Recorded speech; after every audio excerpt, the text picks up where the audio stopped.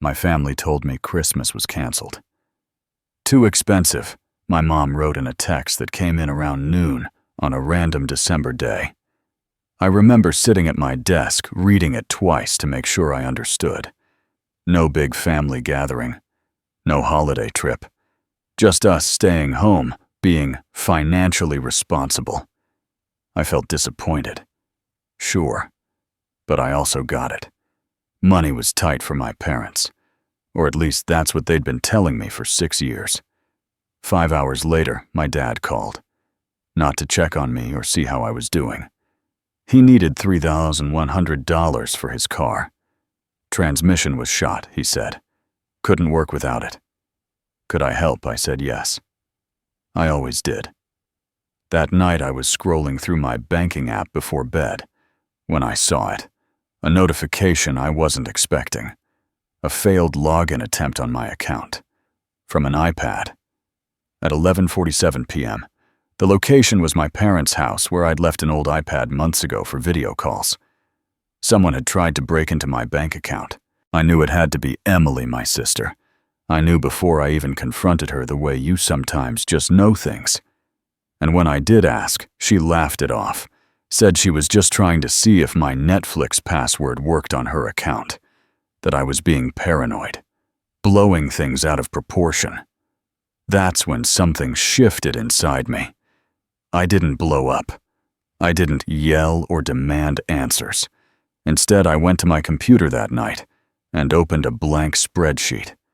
I titled it Family Financial Timeline, and I started writing down every single request, every single dollar, every single promise to repay that had never materialized. By the time I finished, I'd found $38,076 in payments I'd made over 6 years. Exactly $0 had come back to me. 6 years earlier, everything had looked different. My dad had lost his job. It wasn't his first time he'd been laid off before, but this one felt different. My parents were scared, really scared. I could hear it in the tone of their calls. "Aaron," my dad said. During one of those early conversations, family comes first, we just need a little help getting back on our feet. Maybe a few months. I was stable. I'd worked hard. Built a career, saved money. I lived independently, and for the first time in my life, I felt secure. So when my dad asked for $800 to fix his car, said he couldn't get to work without it, promised it was temporary, I said yes. That $800 became a pattern. Over the next 6 years, the requests never stopped. They came from different angles. Sometimes it was my mom calling, her voice soft and worried. Sometimes it was texts from my dad late at night. Sometimes it was my mom mentioning something casually like, "Your father's really stressed about the medical bills," or "Emily needs help with her tuition deposit." I kept saying yes, not because I was a saint. I said yes because I believed them, because they framed it as temporary, because they reminded me that family comes first. Then there was Emily. Then my sister was the golden child in ways I didn't fully understand until much later. When Emily posted on Instagram photos from restaurants, weekend trips, new clothes, my mom would like every single one. "So proud of you, honey," she'd comment with hearts and emojis. But when those same Instagram photos came up in our family group chat, my mom would turn to me.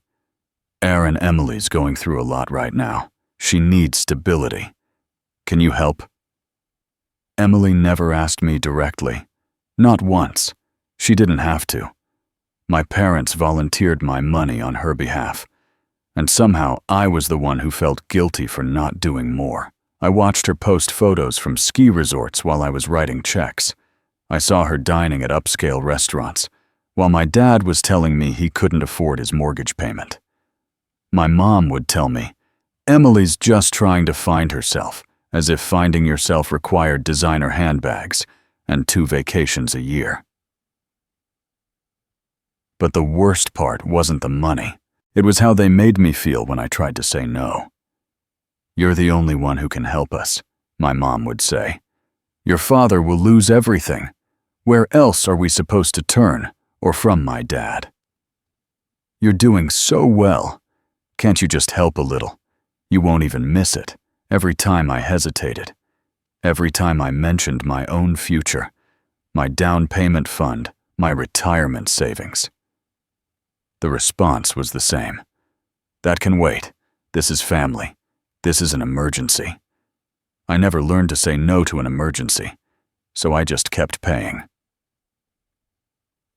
By the time Christmas rolled around that year, the Christmas they canceled, I hadn't realized how deep I was in.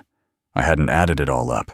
I hadn't let myself see the pattern clearly, because seeing it clearly would mean admitting something I didn't want to admit, that the people I loved were using me.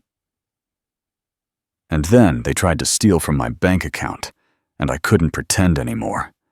The notification came through just after 11 p.m.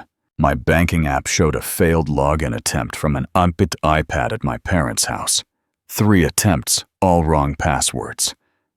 The security system had locked it down after the 3rd one. I stared at the screen for a while, trying to make sense of it. That iPad was old. I'd left it there months ago for video calls with my family when I visited. I hadn't thought about it since, but someone had been trying to use it to access my accounts. Someone had been trying to guess my banking password. I knew it was Emily before I even confronted her. The next morning, I brought it up casually, trying not to sound accusatory. "Hey, why were you trying to log into my bank account last night?" She froze for just a second. Then she laughed. Actually laughed. "I was just trying to see if your Netflix password was the same," she said. "I thought maybe you used the default one or something. You're being paranoid, Aaron. You're blowing things out of proportion." The tone was so dismissive, so sure of herself, so practiced. I didn't argue. I didn't push. I just nodded and walked away. But something in me had broken. Not in an explosive way, more like a hairline fracture you can feel, but can't quite see. A small crack that would spread. That evening, I sat at my kitchen table with my laptop open. I created a new folder in my Google Drive. I titled it Family Financial Timeline. Then I opened a spreadsheet and started entering data. Date, request from, amount, category, method, promised repayment, actually repaid. Notes. Row by row, I filled in 6 years of my life. June 2018. Dad, $800 car repair, phone call, temporary. Never repaid. November 2018. Mom, $2, $400 Emily's tuition deposit text. One time, never repaid. March 2019. Dad, $1, $200 rent. Shortfall email. Bonus will cover it. Never repaid. The list went on, and on, and on. By midnight, I'd entered 47 separate requests. When I added up the total column, the number that appeared at the bottom made my chest tighten. 38,006. 6 years of family comes first. 6 years of emergencies. 6 years of promises to repay. And nothing, not a single dollar, had ever come back. I stared at that number for a long time. Then I leaned back in my chair, closed my eyes, and made a decision. I was going to show them exactly what family comes first had cost me. Over the next few days, I didn't sleep much. I kept opening that spreadsheet, adding more rows, filling in details I'd almost forgotten. The spreadsheet grew into something comprehensive. I added columns. Date, request from, amount, Category: method, promised repayment, actually repaid. Notes: car repairs added up to $7,200 over 6 years. Rent and mortgage shortfalls, $8,500. Medical bills, $3,400. Emily's tuition and education costs, $5,600. But then there were all the other requests that didn't fit neatly into categories. Emily's phone screen replaced, 3 times $900 vacation funds my parents couldn't afford, $3,200. Miscellaneous emergencies that somehow always needed immediate cash, $2,876. I stared at the breakdown. Every single request was documented. Every single one had a date, a reason, a method of communication. And every single one, every single one had $0 repaid. The pattern was so clear now that I wondered how I'd missed it for so long. Or maybe I hadn't missed it. Maybe I'd just been very good at not looking directly at it. Then came December 1st. My mom sent an email that morning. The subject line was Christmas plans. I remember reading it 3 times because I couldn't quite believe what I was seeing. "I'm so sorry, but we've decided to skip the big family Christmas this year," she wrote. "We want to be responsible with money. It just got too expensive. I hope you understand. Love, Mom." Too expensive.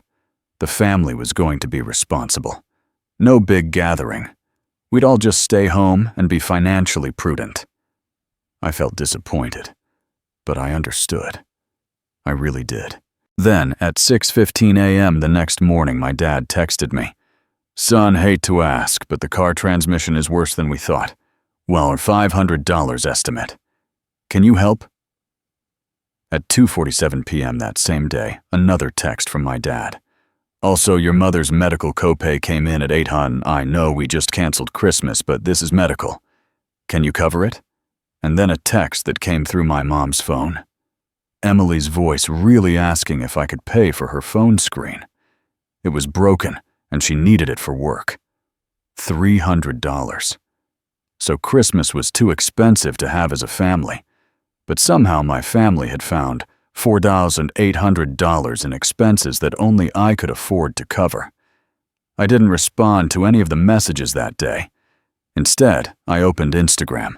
I scrolled through Emily's profile, and it was like looking at a parallel universe. November 2023. A photo from a brunch spot with those expensive mimosas caption reading, "Living my best life." The timestamp showed it was posted just 1 day after Emily had asked me for $200 for gas money. December 20, Emily at a ski resort geotagged as Aspen. "Thanks so much to whoever made this possible. I later found out my dad had booked that trip, and he'd asked me for $2,000. It was 2 weeks before that photo was taken." I scrolled further back. Restaurant photos, concert tickets, a designer handbag she'd posted about in October with the caption, "Treated myself." Meanwhile, my parents were telling me they couldn't afford Christmas. That's when my phone rang. It was my Aunt Meredith. "Aaron, honey, I saw Emily at that fancy restaurant downtown," she said without preamble. She looked happy. Why do your parents keep saying they can't afford things? I didn't know what to say. Aunt Meredith had just connected the same dots I'd been connecting all week. The contradiction was too obvious now to ignore. "I don't know Aunt Meredith," I finally said. "I'm starting to figure that out." After we hung up, I went back to my spreadsheet. I added a new column, Instagram evidence, and I started documenting dates and screenshots. The pattern wasn't just financial anymore. It was deliberate. It was calculated. And it was getting worse. I didn't respond to their texts immediately. I let them sit in my inbox while I went through my photos, screenshots, and the growing spreadsheet. But silence, apparently, was not an option. 3 days before Christmas, my mom called. I didn't answer. She left a voicemail. "Honey, it's Mom. Your father is really stressed about the furnace repair. It's $1,200 and we can't do it this year. I know you've helped so much already, but family comes first, right? Please call me back. The next morning, another voicemail. Aaron. It's Mom again. Your father isn't sleeping well. He's worried we'll freeze. I hate to do this, but I'm asking. Please, sweetheart. Family comes first. I listened to both of them without responding. I saved them both. And then the night before Christmas Eve, a third one came through. This one was different. My mom's voice sounded strained, almost breaking. Aaron, I don't even know what to say. Your father had a panic attack today about the furnace. He thinks you don't love us anymore. I told him that's not true, but honey, right now it feels like it. Please, just call your mother back. 3 voicemails in 3 days, each one saying the same thing in different ways. I didn't love them because I wouldn't pay. I saved all 3. But the voicemails weren't the end of it. The emails started. My dad sent one on December 22nd. The subject line was, I'm sorry, son. Aaron, it began. I know I haven't been the father you deserved. I've asked too much from you. I see that now. I want you to know. I read that opening and felt a small spark of hope. Maybe he was finally going to acknowledge what had been happening. Then the email shifted. But this furnace thing is real, and I don't know what else to do. Your mother is scared. Emily is scared. And frankly, I'm embarrassed to keep asking. But I'm asking anyway. Because family means we show up for each other even when it's hard. Especially then. I love you, son. Can you help us? He'd apologized for asking too much in the same email where he asked for $1. Too odd, I didn't respond to that email either. I just forwarded it to myself and added it to a folder I'd created. Evidence, I was calling it now. Not just a spreadsheet. Evidence. But then came the iPad. It was 3 days after Christmas. I was visiting my parents' house briefly to pick up some things I'd left there. I went to charge the old iPad in the kitchen, and something felt off. The battery was completely drained, even though I'd left it charged. The Safari browser was open, and the app history showed someone had been looking up how to reset Apple ID password. My stomach went cold. I checked my banking app. Another notification. Another failed login attempt. This time at 1:15 a.m. This time, it was Emily's 4th try at breaking into my account. I found her in the living room and asked her directly, Emily, why are you trying to hack into my bank account? She didn't hesitate. She didn't even look embarrassed. I was just trying to figure out my own password. She said, her tone completely flat. I thought maybe yours was the default one. You're being paranoid again, Aaron. I turned to look at my mom, who was sitting on the couch pretending to read a book. Mom, she tried to access my account. Again. This is the 2nd time. My mom sighed. She actually sighed like I was the one being unreasonable. Aaron, she's stressed about money. Don't make this worse. Family comes first. Just let it go. Let it go. Let the attempted theft go. Let the gaslighting go. Let the pattern of manipulation and financial exploitation go. That's when I knew I was done pretending. I wasn't angry. I was past anger. I was ice cold. No, I said quietly. Not anymore. That night, I couldn't sleep. I kept thinking about the voicemails, the emails, the iPad attempts. I kept thinking about the contradiction between too expensive and $4,800 in requests. Around 3 a.m., I gave up on sleep and went to my laptop. I opened my email and searched for photos. I was looking for something specific, and I found it buried in a message thread from mid-December. A Polaroid photograph, old-school physical photo that someone had scanned and sent to the family group chat. The date stamp on the photo read December 15th. In the photo, my parents, Emily, Aunt Meredith, 2 other relatives, all of them standing in what looked like a fancy house, not my parents' place, somewhere else. Behind them, catering trays, holiday decorations, champagne bottles lined up on a table. My family had thrown a party. Christmas was too expensive, but somehow they'd thrown a full catering event on December 15th. I did quick math on what that kind of setup would cost. Easy $2,000 minimum, probably more. I called Aunt Meredith that morning. I needed to hear it from her directly. Aunt Meredith. I saw the photo from the party on December 15th. There was a pause on the other end. Aaron, she said quietly. Yeah, I was there. I need to ask you something, and I need you to be honest. Who paid for that party? Another pause, a longer one. Honey, your mother said Emily was treating everyone, but Emily's unemployed. I've known that for a while. And your mom, well, your mom's always been creative with money. Creative with money. That was one way to put it. Thank you, Aunt Meredith, I said. Aaron, are you okay? She asked, and I could hear genuine worry in her voice. I will be, I said. Soon. After I hung up, I opened a new browser tab and pulled up the county property records. My parents owned their house outright, no mortgage.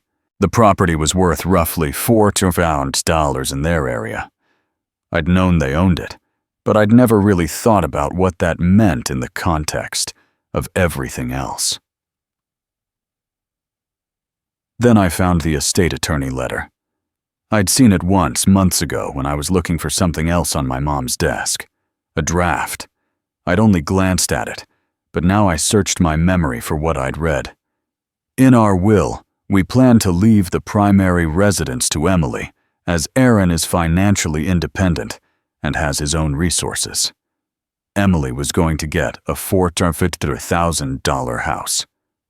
Emily, who hadn't worked a day in her life. Emily, who'd tried to steal from my bank account twice. Emily, who my parents had funded through every luxury Instagram post. And I, who had given them $38,076 over 6 years, would get nothing. Apparently, I didn't need anything, because I'd been financially independent enough to hand over my independence to them. I made a decision right then. I called a lawyer, a friend of mine from college who specialized in estate planning. I told him the situation. I told him I was going to redirect my own will. Instead of leaving anything to my family, I was going to donate to a charitable organization that helps people recover from financial abuse. Are you sure? He asked. I'm sure, I said. Okay, I'll draw up the paperwork. It took me the rest of that day and most of the next to finalize everything. The spreadsheet was updated one last time. All the evidence was compiled. Every receipt, every email, every voicemail transcript, every screenshot, the Polaroid photo, the property deed, the estate attorney letter showing the inheritance disparity, the bank notifications of the hacking attempts. Then I sat down and wrote a letter. I didn't write it in anger. I wrote it the way a lawyer might write it. Factual, organized, bullet-pointed, cold. I titled it, Financial Support, Immediate Cessation, and Full Accounting. The opening line was simple. I am writing to formally end all financial support, effective immediately. Then I laid it out. All of it. 6 years, 47 requests, $38,076 in total payments, $0 repaid. I included the spreadsheet as an attachment. Every single transaction documented and dated. Then I addressed the iPad incidents. 2 separate unauthorized access attempts, specific dates, specific times. The security notifications from my bank. I noted that attempting to access someone else's financial accounts without permission is fraud. I noted that I had evidence and was choosing not to pursue legal action this time Then I addressed the contradiction. Christmas canceled. $4,800 in requests. The Polaroid photo from the December 15th party. The Instagram posts showing luxury purchases while asking me for money. I included a section on the deed and the inheritance. I explained that I had become aware of the property and the estate planning. I informed them that I had changed my own will and would be donating my assets to a charitable organization dedicated to helping people recover from financial exploitation. The closing section was the boundaries. Effective immediately, I am implementing a 12-month period of no contact, no calls, no texts, no emails. After 12 months, if you wish to reconnect, contact will be limited to birthdays and genuine emergencies only. Any violation of these boundaries will reset the clock to 0. I will not be engaging in discussions about this letter. This is final. I wish you peace. I am choosing mine. I read it through one final time. Then I set up the distribution. Email to my mom. Email to my dad. Text to Emily. A separate call to Aunt Meredith to warn her first to let her know what was coming and to thank her for being the one person in the family who'd told me the truth. On December 28th at 11:59 p.m., just before the year ended, I hit send on all the emails simultaneously. By midnight, I was free. But before I hit send, I sat with the reality of what I was about to do. I was cutting off my family. Not temporarily. Permanently, unless they fundamentally changed. And let's be honest, people like that don't change. I was about to lose Christmas dinners, birthday calls, the casual family gatherings that despite everything were still part of my life. I knew what would come next. The flying monkeys, as my therapist would later call them. Relatives I barely spoke to would suddenly have opinions about what a cruel son I was. My mom's sister would probably reach out with some version of, "Your mother is devastated." Old family friends would hear a version of the story, where I was the ungrateful one who abandoned his struggling parents. And the worst part, I was terrified they'd be right. What if something happened to my dad? What if my mom got sick and I wasn't there? What if they actually did lose the house and I had to live with the knowledge that I could have prevented it? That was the guilt talking. The same guilt that had kept me paying for 6 years. But I'd already thought this through. I'd already scheduled my first therapy session with someone who specialized in family trauma and financial abuse. I'd already gone through everything with a lawyer, not just for the will, but for the letter itself. He'd reviewed it for any legal liability. He'd confirmed that the evidence was solid and that I had the right to share it. I'd set up email filters so that messages from my family would go into a separate folder. I could check them weekly, but I wouldn't be ambushed by notifications. I'd blocked their numbers on my phone, but set up a specific ringtone so that if they called from an unknown number, I'd at least know it was them. Control. I needed control. I'd told my employer just in case. Not the whole story. Just enough my family might try to reach me at work. And I'd prefer if they didn't get through. HR had noted it in my file. Documented, I'd set up automatic bill payments so I wouldn't be dependent on anyone. I'd transferred money into a separate savings account, enough to live on for 6 months if everything fell apart. I had a plan B and a plan C. I'd prepared a list of what contact would look like after the 12 months. Birthdays, only birthdays, and genuine emergencies, death, serious illness, immediate danger. Anything less, and the clock reset to 0. I'd written it all down. My therapist had read it. The lawyer had read it. Aunt Meredith had read it. Everyone who mattered knew I wasn't doing this on impulse. And then came that moment. December 28th, 11:59 p.m., my cursor was hovering over the send button. I could see the emails queued up. Mom, Dad, Emily, all with the letter attached, all with the spreadsheet, all with the evidence. I could feel my heart beating in my throat. I thought about my mom's voicemail. Your father thinks you don't love us anymore. I thought about Emily's laugh when I asked about the iPad. You're being paranoid. I thought about my dad's email, the fake apology, the immediate request. I thought about the $38.76. I thought about being free. I closed my eyes, just for a second, just to breathe. Then I opened them and read the letter one more time. The words were clear. The evidence was solid. The boundaries were firm, but not cruel. I wasn't asking them to suffer. I was just asking them to face what they'd done. My hand moved to the trackpad. I clicked send. All 3 emails went out simultaneously into the digital void. To my mom, to my dad, to Emily. And in that moment, something shifted inside me. Not relief exactly. Not yet. But clarity. The kind of clarity you feel right before you step off a cliff, knowing that you're either going to fly or fall. But either way, you're finally going to know what happens. The family would respond within hours. I was certain of that.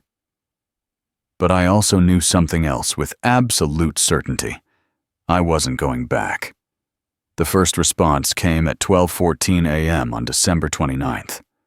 An email from my mom. Aaron, what is this? This is cruel. This is not how we raised you. Call me immediately. My dad's email followed at 12:41 a.m. Son, I don't understand why you'd do this. We're family. Can't we talk about this? Then Emily's text came through at 1:03 a.m. It was brutal and immediate. This is Psycho Aaron. You're making up numbers. I never tried to steal from you. You're a liar. Not a denial exactly. An attack. A character assassination wrapped up in a dismissal of the evidence itself. I didn't respond to any of them. By 1:47 a.m. my phone was ringing. Missed calls from my mom, my dad. An unknown number that was probably my Aunt Meredith trying to mediate or warn me. A voicemail from my dad at 2:15 a.m. Son, your mother is very upset. Can you please just talk to us? I read the voicemail transcription in the morning. I didn't listen to it. I didn't need to hear the panic in his voice. I already knew it was there. What I did was check my email folder. By 6 a.m. on December 29th, there were 4 new messages from my dad. 4, each one trying a different angle. The first one tried minimization. Looking at your spreadsheet. Some of these numbers don't seem right. We never agreed to repay, so I don't know why you've listed them as unpaid loans. Those were gifts. I'd expected that. I'd prepared for it. I called Aunt Meredith and told her my response. If they were gifts, why did every request come with, "We promise we'll pay you back," or "This is temporary"?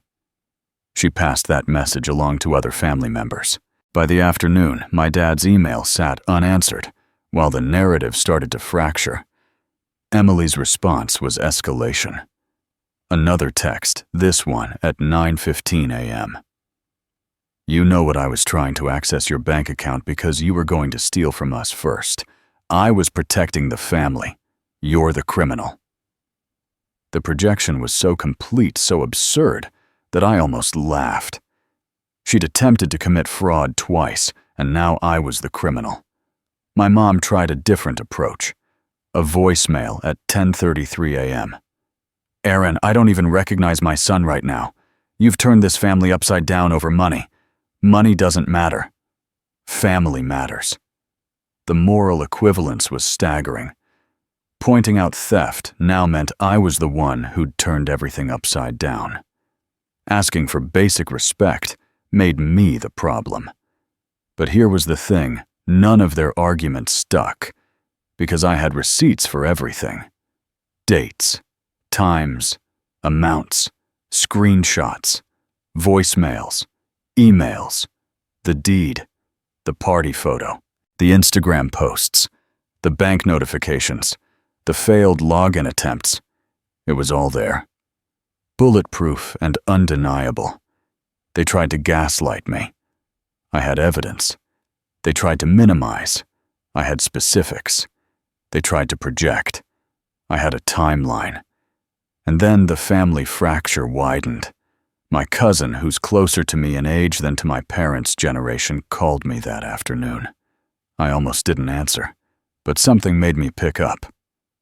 "Aaron, hey, I don't know if you want to talk, but I wanted to call. My mom told me what's happening. She told me about the spreadsheet. I looked at what you sent, and Aaron..." He paused. "I'm sorry. I'm really sorry. That's a lot. That's a lot of money."